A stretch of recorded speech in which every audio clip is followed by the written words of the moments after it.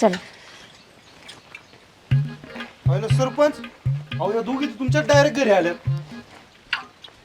काय रे, तुम्ही दोघं इथं काय करताय? आणि ते हंड माझ्या घरातनं भरून चालवले काय? ठेवा इथं खाली आणि निघा घरी.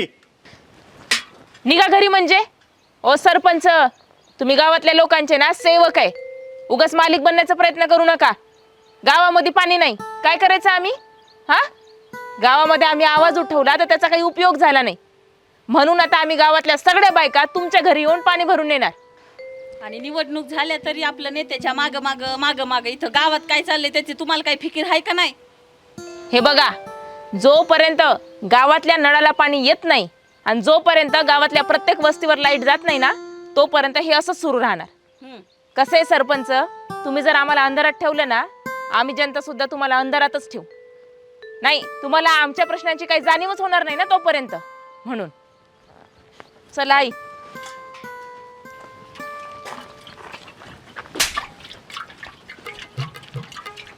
सरपंच, ही कानाखाली माझ्यासाठी नव्हतीच.